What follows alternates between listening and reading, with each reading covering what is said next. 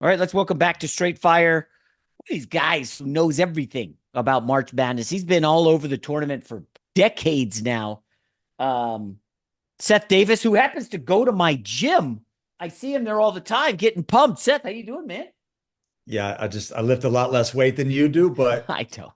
it's all about showing up, bro. It's all about showing up, and I'm not competing with anybody in that gym. I promise you that. It's good to Do see you you though. have guys asking you for March Madness bracket tips? Be honest.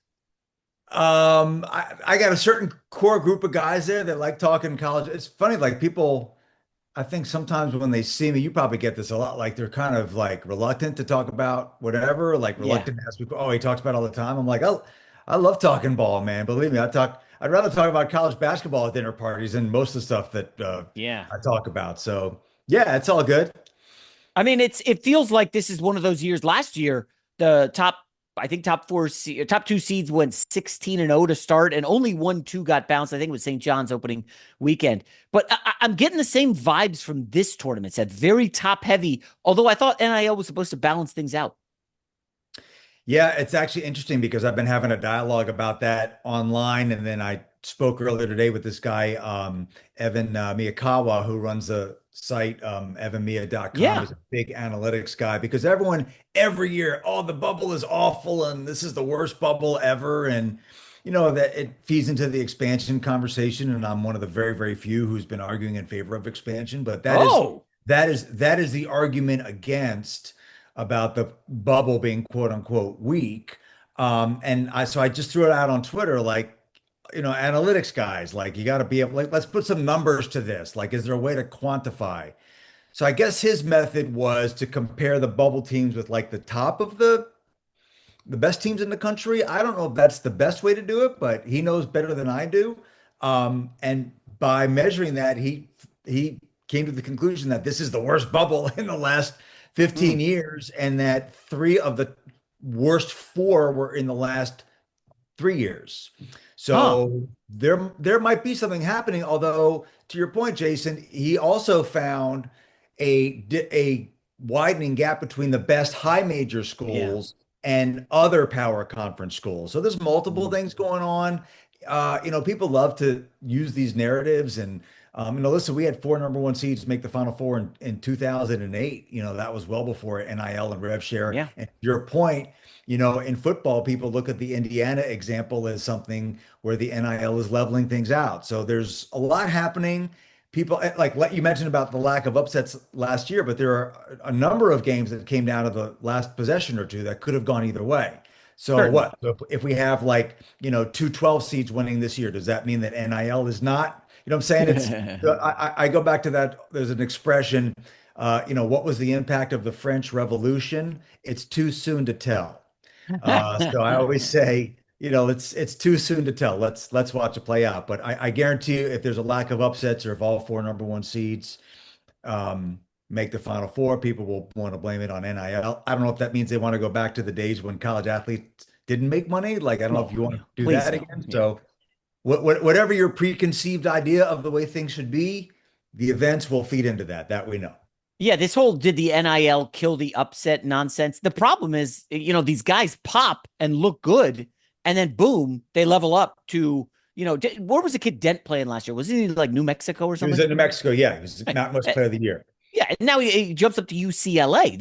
Like Indiana had all those stars pop a year ago. They lose to Notre Dame in the college football playoff, but they're not going to Alabama. They're not leaving. They're building something there, and then the next year they run roughshod over everybody. That doesn't happen in college hoops. So it's weird. You mentioned the bubble is kind of weak. Seth, I don't for whatever reason, I have barely paid attention to the bubble like the last like 5 years. It just feels like it's so played out, and people only really care about the top. Nobody really cares. Oh man, I can't believe Pitt got left out, or like it just seems like nobody cares about the bubble. Is that more of accurate, or I don't Well, know? in my world, they care about the bubble. I mean, it's a Oh, constant conversation, who's in, who's out, because it changes day to day. mm, And unlike the college football process, which no one seems to understand, how teams pass each other week to week, even though they're still winning. In college basketball, the NCAA and the selection committee have gone over and beyond to be extremely transparent Mm. about the process. In fact, just a couple of weeks ago, they hosted a bunch of us, Jason, in I saw that. Yeah. Indianapolis at NCAA headquarters. They put us on the computers. Now, they did this many years ago. They haven't done it in a while. So I went out there and a lot of us, Jeff Goodman and Andy Katz and Matt Norlander and Jeff Borzello and Evan Mia was there, Joe Lenardi, of course, and they put Yeah. us through all of the paces. So they're very transparent about what that process is. And it really, it's an exciting time of year. You have this whole debate and the conversation about Miami, Ohio. Now they have basically rendered that moot. They finished But wait, 31, hold on, hold on. Is that really a 31 and debate, 0 or undefeated. is that just one guy, Bruce Pearl, with this shoveling this nonsense? He was the only person I saw with credibility saying that. Well, I would say at this point it's kind of a moot point, but as of a couple of weeks ago, the thing is, it's only a conversation if they lose, right? If they Right. win their conference tournament, they are automatically Mhm. in the NCAA tournament. So the question then is if they go undefeated and then lose in their tournament. The thing is, their schedule isn't just mediocre or bad. They literally have the second or third worst schedule in the entire country. They're Oh like wow. 362 out of 365 teams. They have zero. I don't know how much you follow, like with the net, you have quad one, quad two, quad three, quad four. Your quad one record is, really vital in terms of figuring out, do you deserve an at-large bid? You know what their quad one record is, Jason? 0 Zero and 0. and zero. And they played one quad two game. So there is a case to be made, and this is why these metrics are helpful. This is why the selection committee being so transparent is helpful. It's like just because you have and again, football struggles with this. James Madison versus a Duke that Yeah. won the ACC, right? And they don't seem to have the all of these metrics. You have predictive metrics, you have results metrics, you have this thing now called wins above bubble, which measures these things. Like you really cannot perfectly because there is no perfect answer, but you can compare a 29 and 3 team from this conference or a 16 and 15 team from this conference Mm. because they've played different teams. They've played a different level of schedule, and that's the decision that the committee has to make. My thing is, if you played your way under the bubble, I don't want to hear it. Like you put the game in the hands of the refs. But it is so with Miami, Ohio, as they were coming to the last couple of weeks, it was like, well, how many games can they afford to lose? If they only lose one, they're almost certainly going to get in. If they lose three, they're almost certainly going to be out. So if they lose two, maybe is there a question? But they've gone 31 and 0. Even if they lose their first game of the MAC tournament, they're going to get an at-large bid. At this point, it's just a question of where they're seated. But it is a Yeah. fun conversation. Oh, that's fair. Let me. I saw UConn lost over the weekend. Dogs were barking. A lot of underdogs covered as teams kind of limped to the finish line. Whatever. And then I saw this. Oh, UConn's not going to be a one seed anymore. I mean, Seth, that caught me by surprise. Maybe I'm in the minority. I don't think this is a great UConn team. A lot of Ken Palm stats back that up. I thought it was a formality that the number one seeds are set: Michigan, Duke, Florida, and Arizona in whatever order you want. I thought it was a lock, but now I'm seeing this. Wow, UConn's got a case, and because they beat Florida. I don't know. Was Florida missing any guys in that game? No, no, and Interesting. So it was I quasi think home UConn game. was It was at at full MSG. Go ahead. strength too. Now, UConn lost to Arizona; they were not at full strength. Again, this comes down to numbers and metrics. It was very close with UConn and Florida, and the fact that UConn beat Florida by 1 point on December 9th was kind of looming large because they were so close. But it really is about your entire body of work, and you got to wrap your head around that. So, unlike Florida, UConn actually has some bad or less than good losses. They have a quad three loss. They lost at home to Creighton, and Oof. now they lose at Marquette. So, UConn had the inside track. The top three one seeds are pretty much done in Duke, Michigan, Arizona. Even Right. if they don't win their conference tournaments, those teams are going to be one seeds. So it Lots. really was coming down to these two teams now. And I actually thought, Jason, that you're kind of looking at who they're going to play because the Big East is very weak this year. They're only going to Oh send yeah. three teams in the tournament, barring something really surprising happening in Madison Square Garden. So I was kind of looking at it. Well, if UConn wins out, they win the Big East tournament. And then if Florida wins out, they win the SEC tournament. I think Florida had a good chance to pass Mm. UConn. So it's based on their entire body of work, how you've done against your quadrants, and then what your the predictive metrics are more relevant in terms of the seeding. Yeah, so it's interesting. So UConn, then you think if they're not a one, you think they're a lock to be a two. Yeah, there'll be a two. Okay, so that bracket, I feel like they're probably going to be the weakest two, even if they're the highest two. Would you agree with that? And let me hear your twos. I'm assuming Illinois, Houston are for sure, and then the other one. And Michigan State, I think, is the other one. Iowa State is also in the mix, depending on how that plays out. Hmm. So some things to be determined. Um, Yeah, UConn to me, it's interesting to like evaluate teams on different criteria. I mean, for UConn, they're thinking Final Four national championship. I mean, they have every right and reason to be thinking along those lines. Those are our goals. Those are our Hmm. aspirations. I do see some flaws in this team, and I think the loss at Marquette demonstrated that they do struggle to score at times. They have an outstanding freshman two guard and Braylon Mullins. He's a big kid, 6'5", 6'6", really got a lot of tools in his toolbox, can really score the ball, but he can be taken out. He's not he's not a real physical player. Mm. I think they were, I want to say 3 for 24 from 3-point range when they Wow. played at Marquette, so that was pretty bad. But then again, like, St. John's was playing great basketball and UConn drilled them at 32. Yeah. So it is hard to Hmm. draw hard and fast conclusions all the time. I would put UConn as a step below the other favorites that we're talking Mm. about. I would not put them in the Duke, Michigan, Arizona bucket. I think Florida is kind of right there. I might make Florida a 3A, but that's splitting hairs. Hmm. I would put UConn because they had like close wins over Georgetown twice, close games against Seton Hall, close Yeah. games against Providence.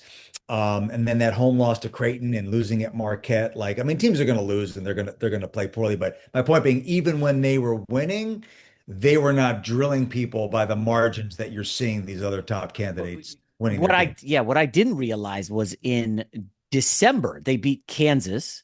Right. November they At beat Kansas. At at Kansas. Kansas. They beat Illinois, which is a Yes. really good win. They beat Florida, Yes. Texas. Those are great wins. So why do you think they were able to, take down some really good teams early? Now some of those teams have big time freshmen, um, and then now we're struggling late in the season against NIT teams in Creighton and Marquette. It's just the nature of the beast. It's a long season. I often say, Jason, these are not robots, these are college kids. Yeah. So, game to game, and are you coming off a big win? Are you coming off a bad loss? Like they get drilled. Um, or actually, I'm thinking in terms of St. John's, but St. John's gets drilled at UConn by 32 points, and the next game they turn around and they beat a pretty good Villanova team, tournament team, by that same margin, 32 points. Same, it's like so. But also what does happen over the course of a season, especially as you go through the league a couple of times, it's kind of like a hitter. The first, it comes up to the majors and his Oh yeah. first time through, he lights everybody up, and then they figure out how to pitch to him. So there's some of that. Um, Going on as well. But look, UConn is absolutely capable of making a Final Four. Don't get me wrong, but it is interesting that they have won so many games as closely Mm. as they have inside of a Big East, which everybody recognizes as being pretty down.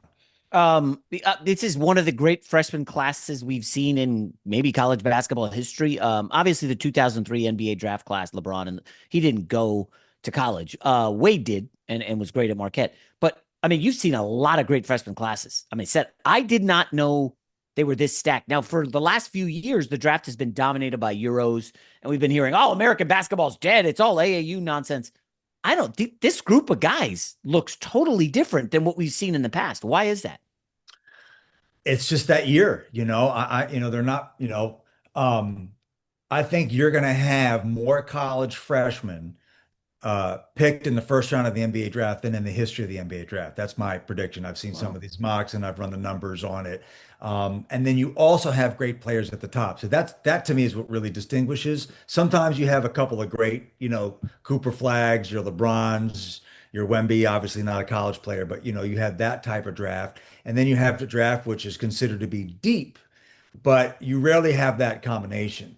You have a couple of guys, and I I'm not ruling out the possibility that Cameron Boozer goes number one overall, by the way. I mean, he is put again, some of Yeah. these analytics guys are running the numbers on this, and I don't understand the methodology. It's like over my head. But there's analytical evidence that Cam Boozer is having the best season of any college player in like the last 20 years. Like I've seen that, Jeez. I've seen those rankings. So it's pretty extraordinary. But then you also have Darren Peterson and AJ DeBonsa and just a lot of great players. I mean, these kids are coming up through the AAU ranks with experience and a level of exposure, and like they're not phased by anything. Yeah. Like AJ DeBonsa arrives at BYU and he's like, "Oh, everyone's looking at me. Everyone's talking about me." Like, that's been his reality since he's 13. Yeah. To him, it's just Thursday, you know? So they're ready on a lot of levels. And what's interesting, Jason, really interesting. This is why I talk about narratives. Like narratives are tricky, is that this is all happening at a time where everyone is saying, I'm not recruiting freshmen anymore. I'd much rather go into the transfer portal and get a 22-year-old than some 18, 19-year-old kid. And it's been interesting, like Tommy Lloyd at Arizona. I think he Mhm. brought in 7 freshmen, you know? So I think you just got to take the best players. And for whatever reason, this particular freshman class not only has super great dominant players at the top, but the sheer depth, I mean, I haven't talked about like, Ibuka Okori, a guy at Stanford that nobody was talking about. Keaton Wagler Mm. at Illinois was ranked below 200 in the 24/7 composite, where they take all the recruiting rankings. He Wait, was like 200? he was like 260, dude. And he Wow. was great. I think he had like 20 or something his first game. Like he's been great throughout. And then they had a guy get hurt and he had to do even more and he Mm. went for 40. I mean, we had one day where 3 freshmen, Kingston Flemings, Yeah. Keaton Wagler, and AJ DeBonsa went for 40 on the same day. Yeah. On the same day. So what can I tell you, man?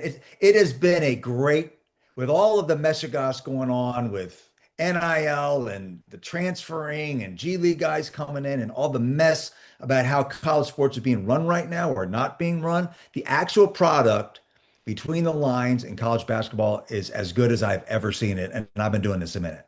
Yeah, so it's interesting. You said Boozer, one of the highest rated. I was like, okay, he's good. So I just clicked on the Ken Palm comparable players, just the numbers, nothing, not the eye test. And the comparable players come up as Cooper Flagg, Jabari Parker, Jason Tatum, Jared Sullinger, who I'm sure you remember Ohio State was amazing, Aaron Gordon at Arizona, Marvin Bagley, interesting, Michael Kidd Gilchrist, just a lot of great college players. I don't see Christian Leitner on the list, but I guess the data doesn't go back to like, the early Does not. 1990s. It does It's not. weird. And Leitner is a great comparison for But Cam Boozer. but Boozer has higher NBA upside than Leitner. I mean, Leitner played like 10 years and scored double Yeah. digits, but I don't think he was like an all NBA guy or anything. No, he wasn't, but he played a long time and made a lot of money, Christian. He did.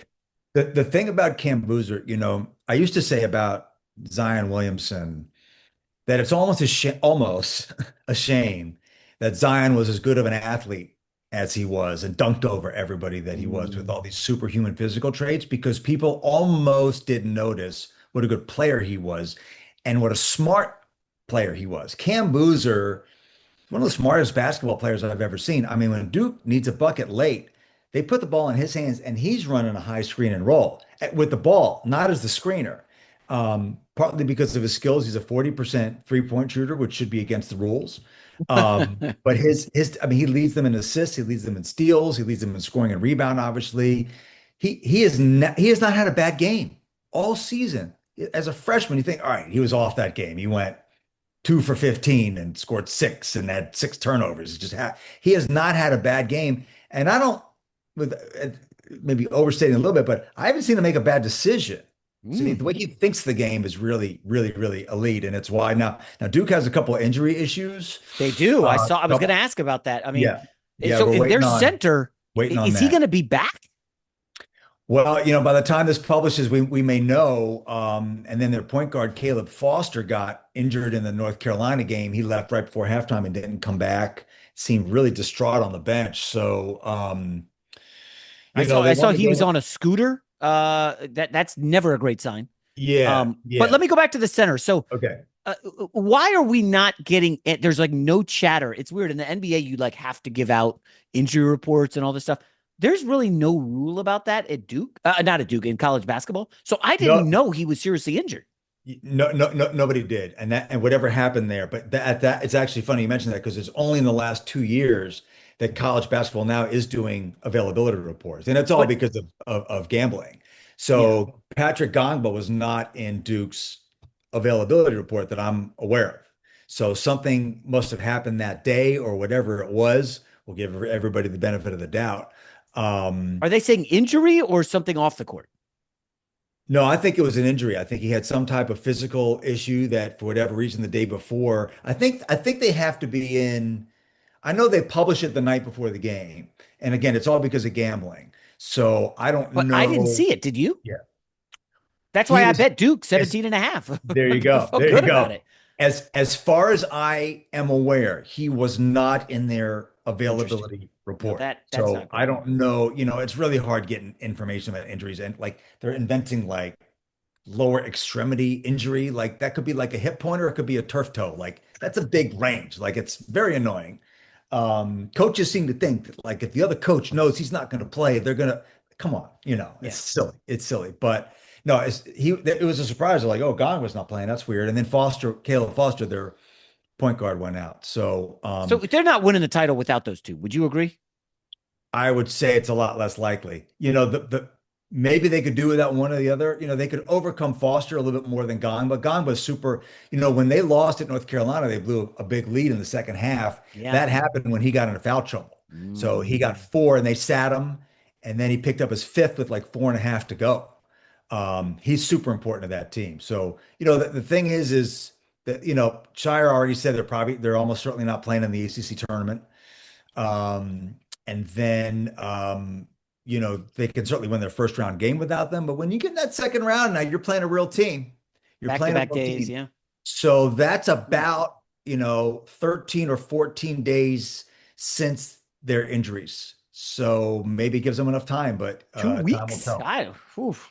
Yeah. So No, that's big. So if Duke, let's just say those two, let's just say they're out for the season. They're not going to play. Would you lean Arizona or Michigan? I would lean Arizona, partly because Michigan also has an injury. Yeah, Their the backup guard point guard, backup. Yeah. LJ Kaysen, real good player, real good player. I mean, he's not a starter, but he's an important part of what they do. Arizona's just quietly been pounding people. They're a Yeah. big, strong, physical team. Obviously talented, but they're really big on the front court. A terrific defensive center, and Monte Krivas. And just a stone cold winner in Jaden Bradley. Reminds me a little bit of Jalen Brunson. Doesn't Mm. overwhelm you with his physical tools or his size, but he's just a transfer from Alabama. I think it's a second or third year in the program, and he's just a winner. Just a winner. All they've done all year is win. So let me ask. It's it. Shoot. So I was thinking, the 4-1s would be very, very heavy favorites to make the Final Four. But now Yeah. we've punctured Duke, and I'm like, well, shucks, Duke is susceptible. Um, Michigan now, backup point guard, they're maybe a little susceptible. Right. I don't know. Are we going to see chaos? Like, is there a world where, oh my gosh, holy cow, Arizona, they're not a 3-point shooting team. They can't make threes. They're what, 363rd in the country in Right. threes attempted. And all of a sudden somebody hits 11 of 17 and Arizona's on the ropes. Like, am I getting crazy here? Maybe I'm just getting too excited for the tournament. Yeah, well, that's, if you've watched me on this tournament the last 20 some odd years, the fact that anybody would ask me for my predictions is kind of laughable. I don't know if it's because they want to play me or fade me. I also tend to get a little carried away on the selection show at picking upsets.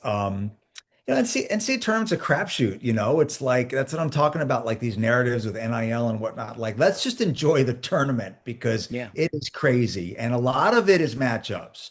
A lot of it is matchups. Some of these teams that made unexpected pushes to the Final Four. Sometimes what happens is, they're supposed to play the one seed in the Elite Eight or the Sweet 16, and the one seed gets knocked off. So now instead of playing a one, you're playing an eight. and then matching up against certain teams, Mm, that is absolutely huge. Some of it is geography. Like Houston could end up in Houston as the number 2 seed. So whoever the 1 seed is there is going to, yeah. be bitching and moaning about that because we know that coaches like to bitch and moan. So, everything that we've been seeing, again, coming off the 1 seeds from last year, making the Final Four would make me lean towards the cream rising.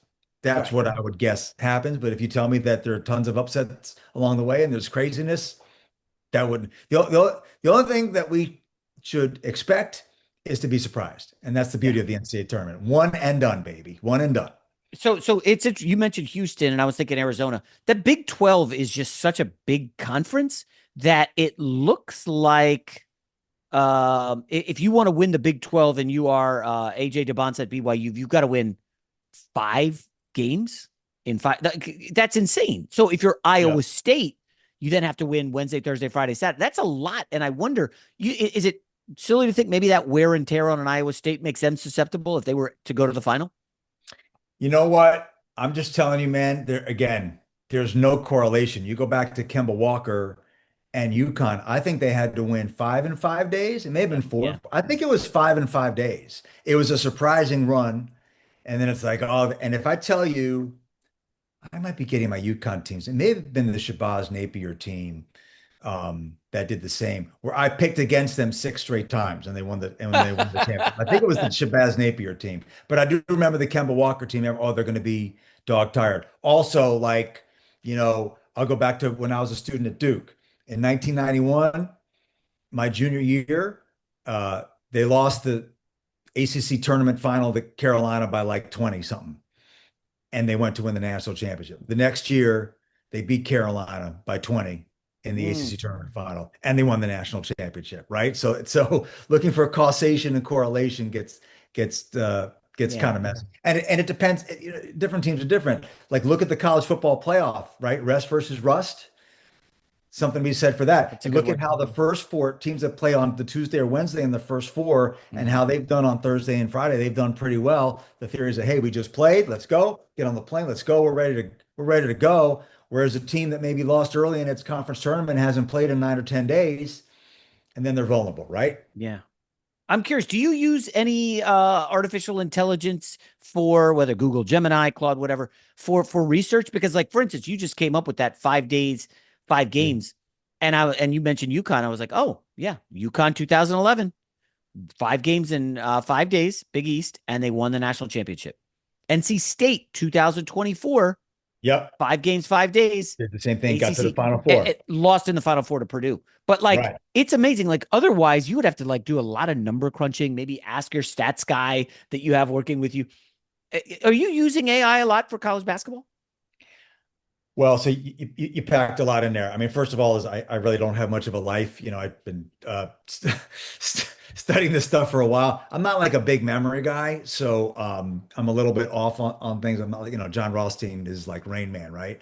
Um, Yeah. the only I use Chat GPT for some of my research, Hmm. but look, if there were I won't give it like sometimes I'll like I know people who like try to figure out the system. Like there's a reason those casinos in Vegas are Yes. so Yes, for sure. beautiful, right? The house always wins. Like whatever your system is, trust me, there are people a lot smarter than you Mhm. who have tried to break the system and none of them have done it yet. Okay. Mhm. So don't bet more than you can afford to lose. That's the only rule. So when I pick games, I can only tell you, and I'm not saying this is a system, I look for the swinging pendulum. So if a team has a huge win and they're hitting the road 2 days later against a team that's really not very good, but Mhm. fighting to make the tournament, they're on the bubble. Like I'll take the underdog. You know what I'm saying? Like I'm trying to figure out where that pendulum is swinging in terms of the human nature emotion, but there's no there's no data numbers crunching AI that anyone's going to be able to do to figure out. To me, that's the fun is being, oh, your picks are wrong. Well, I love being wrong. I love being like, holy cow, Mhm. Yeah. I didn't see that coming. Like NC State. NC State, I think now this is going to be, I think their first game in the ACC tournament was maybe against Virginia or some bad team. And they were down at halftime, and Kevin Keats was about to get fired. Was Oh, literally geez. about to Yeah. get fired. They rebounded, they won the ACC tournament, got into the tournament, got to the Final Four. He got an extension, coached one more year, and then he got fired. Now he's on ESPN, right? So, don't try to make sense of the No, yeah, senseless. totally get. Now, if we're looking for a stat here, Seth, one that I've used to gamble a lot this year is the offensive rebounding percentage, and it just so happens that, wouldn't you know it, Michigan is 24th in the country in offensive rebounding. Duke is 16th. Arizona is 5th. Illinois 3rd. Florida 2nd. All five of the best six teams just happen to be top 25 in offensive rebounding percentage. Because like you can have an off night from three, right? Right? Yeah. You offensive rebounding is not the same. You grab offensive rebounds because you got size, and a lot of those teams are huge. Do you feel like the game has maybe shifted back from maybe March used to be guards, guards, guards, and now it's like, hey man, if you got the size, you definitely can hang. I think there's a lot of truth to what you're saying. I mean, it really just comes down to, I have this conversation with Ken Pomeroy all the time, and it just comes down to efficiency. And you can be efficient in a lot of ways. If you have an efficient offense, then offensive rebounding becomes less important. But offensive rebounding is a part of efficiency because it's all considered the same possession. Mm-hmm. So, yeah, I think and I just think rebounding and defense. And also, the other two things I look at, Jason, are um, turnover percentage, taking care of the basketball, and tempo. Tempo. I like Yeah. slow teams in March, partly because of matchups. I believe it's easier for a team that wants to play slow to slow down a fast team than to speed up a team that doesn't want to run. So if you can take care of the ball, then especially, you can't touch it, guys, freedom of movement. Like you can get a team, like a Louisville, say, that wants to run. You can get them to play your style, a slower pace, than you can get them. And so that's kind of what I look for as well. Interesting. So the top, let me see who's really the tempo. Alabama's a team that everybody likes because they Yeah. obviously they play Yeah. pace and space, a lot of speed. I like their backcourt. I don't know. Do you have any sleepers for March, Seth? As we wrap up here, any dark horses that you think could make a move? Um, Pre brackets, I'll, obviously. I'll give you a couple. UCLA is playing better. They had an injury issue with one of their guards, Mhm. Sky Clark. He was gone, I think, 10 games because of a hamstring. He's back. It takes a couple of games to get back in the flow. They're playing better. And if they are healthy, the way that Nick Cronin coaches defense, is not a good defensive team, but he'll have them ready. Ohio State is another team that seems to Oh, have found its stride a little bit. They got a freshman big man, Amari Bynum, who's playing better. Wisconsin is a giant killer now. Wisconsin has two go-get-'em guards, and John Blackwell and Nick Boyd, and they can really, I mean, they won at Michigan. They just won at Purdue over the weekend. And then, Northern Iowa just made the tournament, really well coached by Ben Jacobson. He's been there 17 years. They had multiple injuries during the regular season where they lost a lot of games, and that's why they were a six seed in their conference tournament, but they are healthy now. So they were very underseeded as a six seed. Again, defense, tempo, taking care of the ball, well coached, a lot of continuity, a lot of retention. So maybe those are three that jump out at you. is Northern Iowa? Is that the Ali Farouk Manesh? You cannot be serious with that shot. Yes. Oh my gosh, it was. You're right. Yes, Yeah. Dan 2000. Bonner on the call. Ali Farouk, Yes. he's a head coach somewhere, I forget where, but he's coaching now. He's still around. Yeah, so they took Ali down Farouk. number 2 Kansas. Yeah. That's it, And of then course. lost to Sparty. Wow. Yep. Yeah, gosh, March is so good. All right, Seth. Thanks a lot, man. Taking the time. All Obviously, right, people, man. where do you want them to go for your best stuff? Social Uh, media. What are you thinking? Well, I'm on Twitter at Seth Davis Hoops. Also, I encourage everyone to check out hoopshq.com, covering the tournament, covering all of the college basketball, the draft, the transfer portal, all of it. So, yeah. And then on the Jason McIntyre podcast as well. Yeah. All right, Seth. Thanks a Great lot, man. See fire. you soon. All right, J Mac.